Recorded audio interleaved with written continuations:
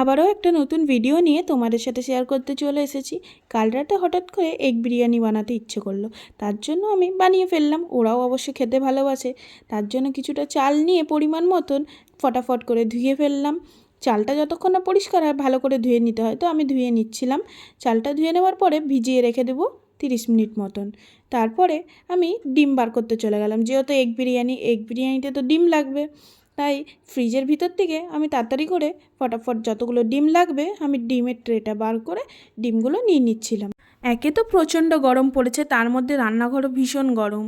আবার এই গরমের মধ্যে এগ বিরিয়ানি, কিন্তু যতই গরম পড়ুক খাওয়া তো ছাড়া যাবে না। খেতে ইচ্ছে করেছে মানে খেতেই হবে, তাই বানাতে চলে গেলাম। আর কি করব, ঝটপট করে ডিমটা সিদ্ধ বসিয়ে আমি কিছু আলু আর পেঁয়াজের খোসা ছাড়িয়ে নিচ্ছিলাম। আলু দিতে হবে এর কোনো মানে নেই, যারা আলু খেতে ভালোবাসো তারা আলু দিতেই পারো। আমাদের বিরিয়ানিতে আলুটা খুব ভালো লাগে, তার জন্যই আমরা আলু দিয়েছিলাম। এদিকে এটা ডিমের কারি করার জন্য পেঁয়াজ ভালো করে ধুয়ে নিচ্ছিলাম। ব্রেস্তের পেঁয়াজ আলাদাভাবে কুচি করে নিয়েছি সাইডে। এপাশে মশলা রেডি করতে করতে ওই দিকে দেখি আমার ডিম সিদ্ধ হয়ে যায়। তারপরে আমি ডিমগুলোকে নামিয়ে নিয়ে ভালো করে ছাড়িয়ে নিই। ডিমের সব খোসা ছাড়ানোর পরে ডিমগুলোকে মাঝখান থেকে একটুখানি ফালি করে নিতে হয়, যাতে ভাজতে দেওয়ার সময় না ফাটে। তাই আমি একটা পাত্রে তেল দিয়ে, তেলটা গরম হওয়ার পরে ডিমটা ভাজতে দিয়ে দিলাম। তাতে আমি হলুদ, নুন আর কাশ্মীরি লঙ্কার গুঁড়ো দিয়ে ভালো করে লাল করে ভেজে নেব। লাল লাল করে ভাজলে পরে তবে ডিমটা খেতে ভালো লাগে। ঠিক এরকমভাবে ডিমটা লাল করে ভেজে নেওয়ার পরে আমি ডিমটা উঠিয়ে নিচ্ছি পাশে একটা প্লেটের মধ্যে। ডিমটা কিন্তু খুব সুন্দর ভাজা হয়েছে, লাল লাল। তারপরে আমি সেই একই পাত্রে আবার এই সিদ্ধ করে নেওয়া আলুগুলো ভাজতে দিয়ে দিলাম। আর এখানে যেহেতু লঙ্কার গুঁড়ো আর হলুদ দেওয়া ছিল তেলের মধ্যে, তার জন্য আমি এতে সামান্য নুন দিয়ে দিয়েছিলাম। আলুটা লাল লাল ভাজা হওয়ার মধ্যে আমি মশলাটা রেডি করে নিই। আলু ভাজার পরে আমি একটা পাত্রে গরম জল বসিয়ে দিই, আর গরম জলটা যখন উষ্ণ গরম হয়ে ওঠে তখন আমি এটাকে দিয়ে দিই সেই জলের মধ্যে। তাতে আমি দিয়ে দিই একটু বেশিরভাগ নুন। তারপরে ঢাকা দিয়ে দিই, ফুটে উঠলে পরে চালটা দেবো। জলে কিন্তু নুন বেশি দিলে কোনো ক্ষতি নেই, কারণ কি চালের যতটা নুন নেওয়ার সে চাল নিয়ে নিবে, আর বাকি নুন পোড়া হবে না। তারপরে জলে দেখো আমি চালটা দিয়ে দেওয়ার পরে যখন ফুটে উঠেছে আমি একটু ভিনিগার দিয়ে দিচ্ছিলাম, ভাতের চালটা বেশি একটু সাদা হবে। এভাবে ভাতটা যখন 80% হয়ে আসবে তখন আমরা এটাকে নামিয়ে নেব। দেখো আমার এখানে ভাতটা 80% হয়ে গেছে। তারপরে আমি এটা জলটা ঝরিয়ে নিয়েছি। 20% ঝরিয়ে নেওয়ার সময় গরম ভাপেই হয়ে যাবে। অন্যদিকে কড়াই বসিয়ে কড়াইটা গরম হতেই তাতে কিছুটা তেল দিয়ে, আর তেলটা গরম হতেই তাতে ব্রেস্তার জন্য পেঁয়াজ ভাজা বসিয়ে দিই। লাল লাল করে পেঁয়াজটা ভেজে নেওয়ার পরে আমি ডিমের কারির জন্য মশলা রেডি করি। মশলাতে ছিল ধনে গুঁড়ো, জিরে গুঁড়ো, হলুদ, নুন, কাশ্মীরি লঙ্কা আর বিরিয়ানি মশলা। তো পেঁয়াজ ভেজে নিয়ে তারপরে এই মশলাটা আমি সেই পেঁয়াজের মধ্যে দিয়ে ভালো করে মিশিয়ে নিই।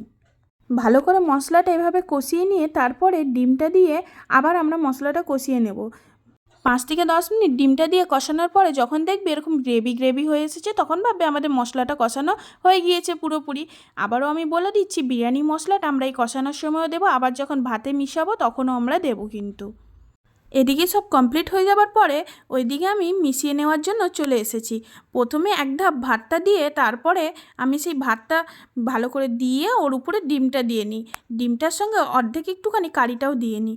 তারপরে আবার সেই ডিমটার উপরে আমি ভাত মিশিয়ে নিই, যতটা পরিমাণ দেওয়ার ছিল দিয়ে আমি ভালো করে আবার ভাত দিয়ে ভেজে রাখা যে আলুগুলো ছিল সেই আলুগুলো আমি মিশিয়ে দিই।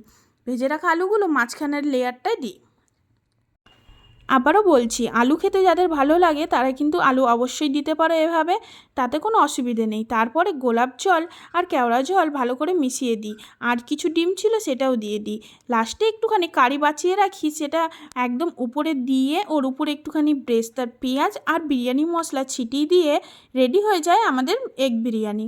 এই যে দেখছো, তারপরে এটাকে একটা তাওয়ার উপরে বসিয়ে 15 মিনিট মতন নিভা আঁচে রেখে দিই গরম হতে। ফাইনালি রেডি এবার আমাদের এগ বিরিয়ানি। তো বিরিয়ানিটা নামানোর সময় আমি একটুখানি ঝাঁকিয়ে নিয়েছিলাম যাতে ভালো করে এটা মিশে যায়। তো দেখো এখানে ডিমটাও বেশ সুন্দর লাল হয়ে রয়েছে, আর চালগুলো ঝুরঝুরে রয়েছে, কোনো চাল ভাঙেনি বা কোনো চাল নষ্টও হয়নি, বেশ সুন্দর একটা কালারও হয়েছে। তারপরে সবাই মিলে জমিয়ে খেতে বসে পড়ি। খুব জোর খিদে পেয়ে গেছিলো, বিরিয়ানি মানেই তো লোভ ভীষণ লাগে জানোই তোমরা। আর আমার বর এখানে আমি যখন দেখাচ্ছিলাম তখন একটু ডিমটা দেখিয়ে দিচ্ছিলো যে কত সুন্দর ডিমটা বয়েলও হয়েছে দেখো। তো তোমাদের কেমন লাগলো আজকের ভিডিওটা অবশ্যই আমাকে কমেন্ট করে জানাবে। লাইক, শেয়ার, সাবস্ক্রাইব অবশ্যই করো। আজকের ভিডিওটা এখানেই শেষ করছি, আবার দেখা হচ্ছে নেক্সট ভিডিওতে। ততক্ষণ ভালো থাকুন, সুস্থ থাকুন, টাটা, বাই বাই।